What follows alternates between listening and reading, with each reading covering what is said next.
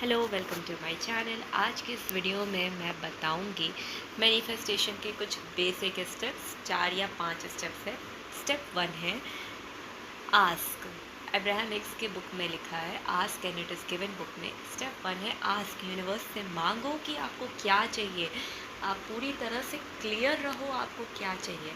And step 2 है जैसे ही आप कोई विश मांगते हो वो विश आपको तुरंत, यूनिवर्स का काम होता है वो आपको तुरंत मिल जाती है। बट वो कैसे मिलती है? वो वाइब्रेशनली मिलती है।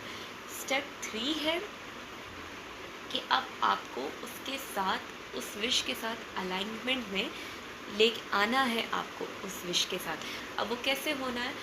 आपका काम हो गया, आपने आस्क किया। जैसे ही लाइफ में आस्क आप कैसे करते हो? आपकी कोई डिज़ायर है, आपको दिखी कोई चीज़, आपकी लाइफ में कोई कॉन्ट्रास्ट आया तो आपने आस्क किया, यूनिवर्स ने आपको तुरंत वो दे दिया। आप उसके बाद आपको शांति से बैठ के आपको और चीज़ों में बिज़ी हो जाना है, मतलब उस चीज़ को लेट गो कर देना है।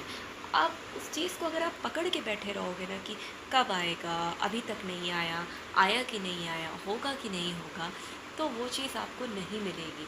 आपको उसको ऐसे रिलीज़ करना होगा यूनिवर्स पे विश्वास करके कि अगर मैंने मांगा है तो वो चीज़ मुझे मिलेगी ही।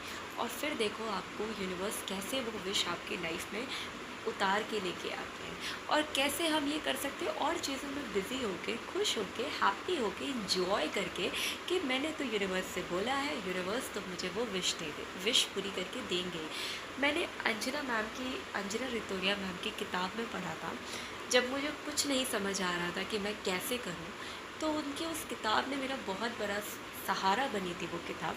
उसमें एक लाइन लिखी थी जो मुझे हिट कर गई कि जब आप होटल में जाते हो तो आपने आप खाना बनाने आप खाने का ऑर्डर देते हो तो क्या आप उस पर डाउट करते हो, क्या मैंने खाने का ऑर्डर दिया है वो आएगा कि नहीं आएगा? बल्कि आप जितना भी टाइम होता है, चाहे वो 1 घंटे का टाइम ले, चाहे वो 45 मिनट्स का टाइम ले, वो आप खुशी से इंतज़ार करते हो। उसी तरह से अगर आज आपने मांगा है, यूनिवर्स ने आपको दे दिया, आप उसको फिज़िकली मैनिफेस्ट होने के लिए आप यूनिवर्स को भी टाइम दो उस काम को करने के लिए। और आपको उसके वाइब्रेशन में आना है। वाइब्रेशन में आएंगे कैसे? जिस तरीके से आप खाने का इंतज़ार करते हो ना। ये लाइन मुझे बहुत टच कर गई थी और यही लाइन से मैंने समझा कि बात तो बिल्कुल सही है। कि फिर मैं बार बार यूनिवर्स से क्यों पूछ रही हूँ कि मुझे दोगे या नहीं दोगे? मैंने तो ऑलरेडी मांग लिया, यूनिवर्स ने तो मुझे दे दिया।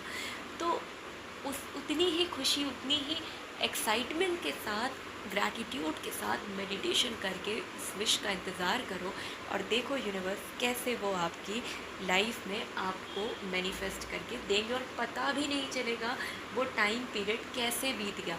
अब्राहम हिक्स कहती हैं कि आपको जब अपने मैनिफेस्टेशन के डेस्टिनेशन तक पहुंचने के लिए उस जर्नी को एंजॉय करो, खुश हो, हैप्पी हो, और चीज़ों पे फोकस करो।